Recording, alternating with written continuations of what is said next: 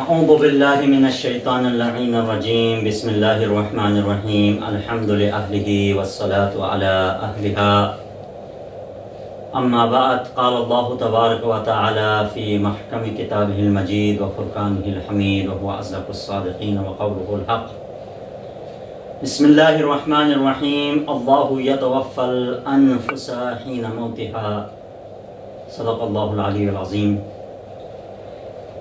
سامعین و ناظرین کرام، یوم شہادت امام علی بن الحسین امام زین العابدین سید الساجدین کے اس غم انگیز شہادت پر تمام عالم اسلام کو بالعموم مراجع اعظام سامعین و ناظرین کی خدمت میں بالخصوص علی الاخص وقت کے امام کی خدمت میں شہادت حضرت سید الساجدین کے غم انگیز موقع پر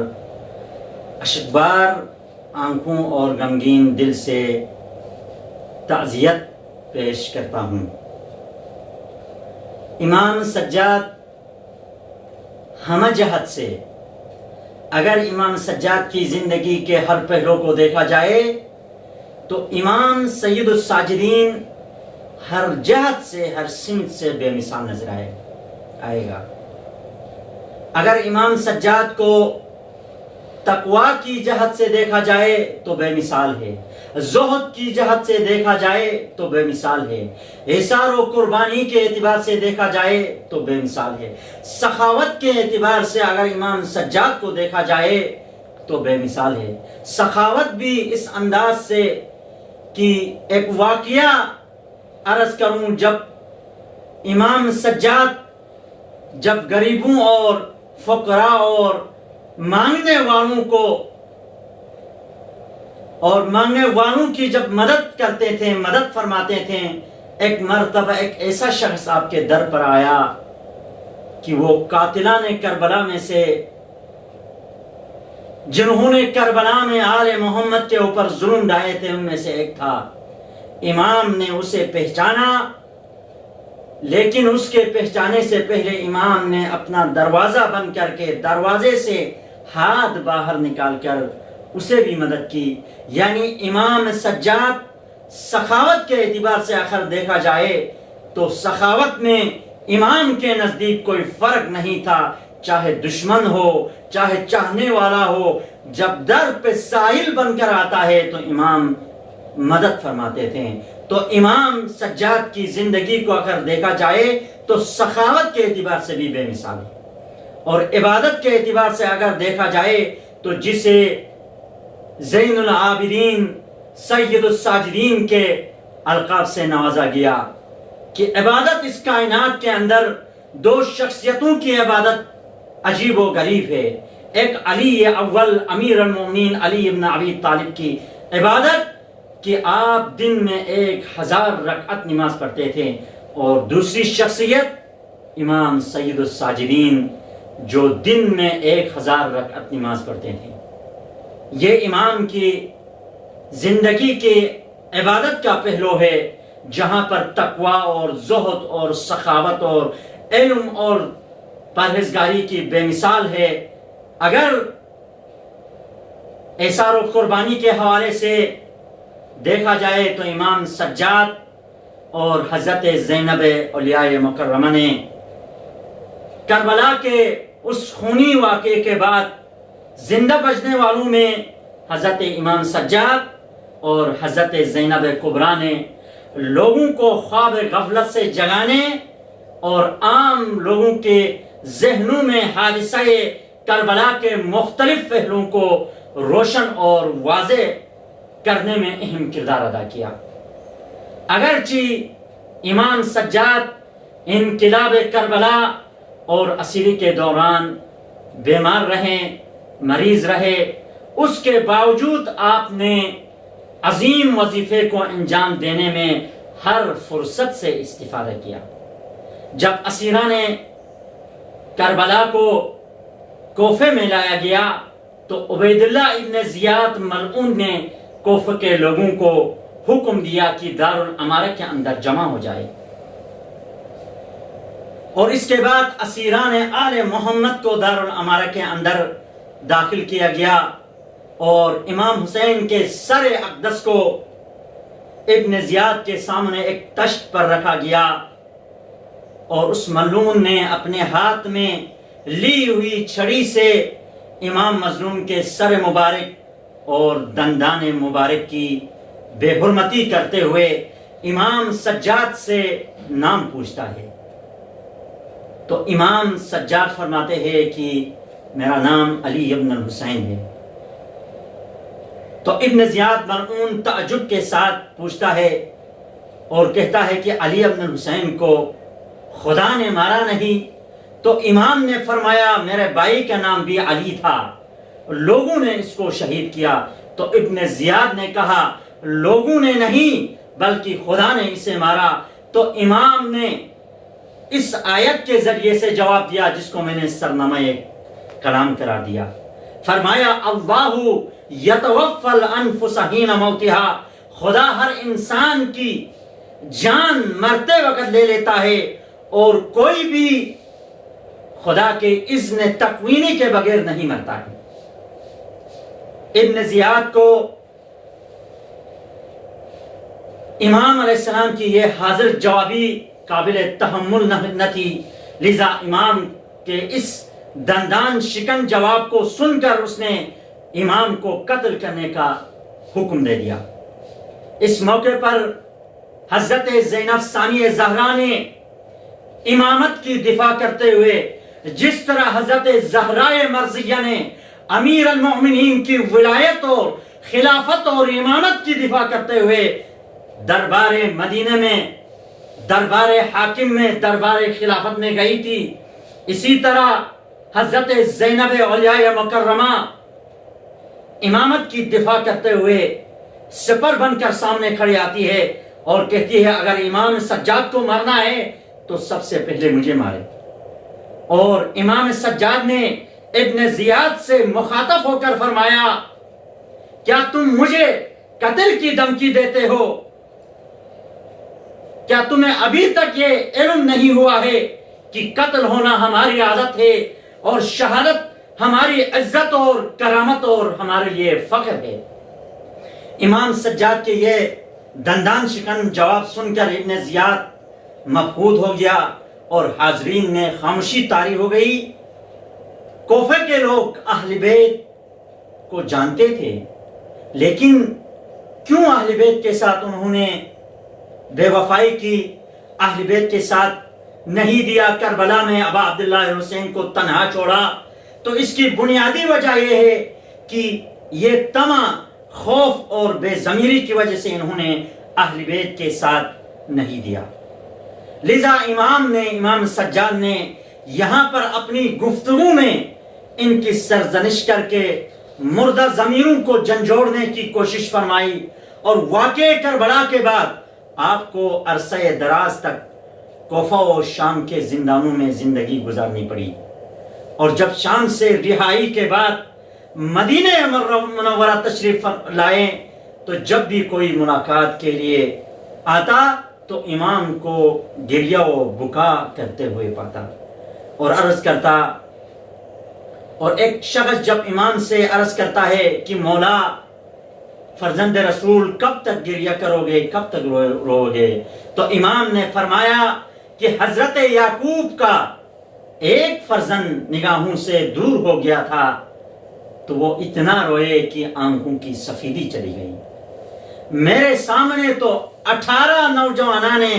بنی ہاشم ایک دوپہر میں شہید کر دیے گئے، میں کیسے نہ روں؟ منقول ہے کہ حضرت امام سجاد نے اپنے ایک ناکہ تھی، اس ناکے پر تقریباً 20 حج انجام دیے، مگر امام کی رحم دلی کا یہ عالم تھا، مگر کبھی بھی ایک کوڑا سے نہیں مرا. بلکہ ایک روایت میں یہ کہا جاتا ہے کہ ایک مرتبہ آپ نے اس ناکے کو مارنے کے لیے اٹھایا چھڑی کو مگر پھر باز رہے اور فرمایا اگر خوف قصاص نہ ہوتا تو ضرور مارتا. یہ کہہ کر ہاتھ روک لیا کیوں سامعین و ناظرین مومنین کرام جس بزرگوار کی رحمدلی کا یہ حال ہو کہ وہ حیوان تک کو تازیانہ نہ لگائے، اور ایسے بزرگوار کو اشقیائے کوفہ و شام گلے میں تو اور پاؤں میں زنجیر پہنا کر جب یہ سبب بیماری کی وجہ سے چلنے میں کمی ہوتی تو تازیانوں سے مارا جاتا اور اذیت دیے جاتے۔ اسی طرح کربلا سے کوفہ اور کوفہ سے شام تک لے جایا گیا۔ اتنی بھی مہلت نہ دی گئی کہ کربلا میں رہ کر اپنے بابا کے لاشے کو دفن کر سکے، بلکہ نہایت ہی ذلت سے شام کی طرف لے گئے۔ اس وقت کے حالات کو جس طرح آپ کو لے گئے وہ خود حضرت فرماتے ہیں کہ مجھے اشقیاء اس طرح ذلت کے ساتھ کھینچتے ہوئے دمشق لے گئے جس طرح غلامان حبش کو قید کر کے لے جاتے ہیں، اور غلام بھی وہ غلام جس کا آقا مر گیا ہو، اس طرح ہمیں بھی دمشق لے گئے اور کوئی اس کا حامی اور مددگار نہ ہو۔ حضرت فرماتے ہیں کہ ہم لوگوں کو ایک ہی رسی میں اس طرح باندھا تھا جس طرح قصاب گوسفند کو باندھتے ہیں۔ حضرت فرماتے ہیں کہ میرے گلے میں اور میری پھوپھی ام کلثوم کے بازو پر گلے میں رسی باندھی تھی، اور جناب زینب کا شانہ اور حضرت سکینہ کے بازو کو ایک ہی رسی میں باندھ دیا۔ جب ہم سے کوئی چلنے میں کمی کرتا تو وہ ملائن تازیانوں سے اذیت پہنچاتے، یہاں تک کہ اس حالت خراب سے ہم لوگوں کو یزید کے سامنے مثل گناہگاروں کے کھڑا کیا۔ منقول ہے کہ اس وقت آن حضرت نے یزید سے ارشاد فرمایا کہ اے یزید، اگر تو اجازت دے تو میں کچھ باتیں کہنا چاہتا ہوں۔ تو اس نے کہا اچھا، مگر خلاف شان کچھ نہ کہنا۔ تو فرمایا اے یزید، کیوں ہو سکتا ہے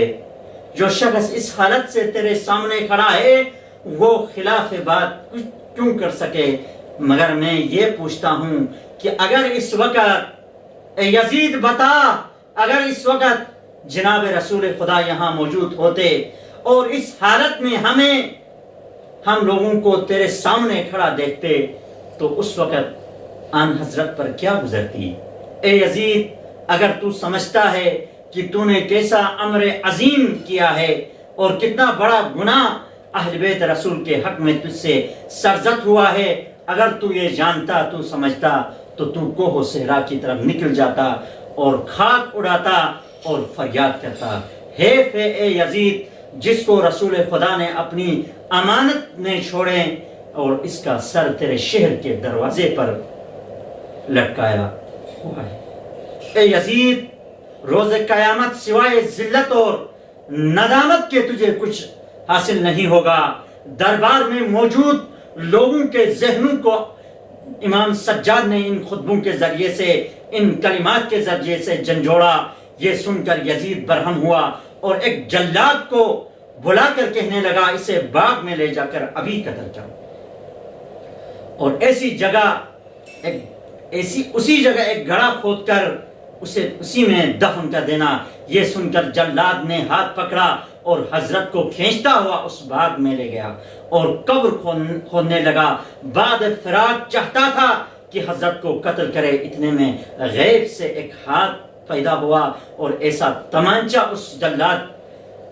کو لگا کہ زمین پر گر کر جہنم واصل ہوا۔ مومنین و سامعین و ناظرین کرام، جناب امام زین العابدین جو بعد اس کے قید سے چھڑ کے مدینے میں آئے تو وہاں بھی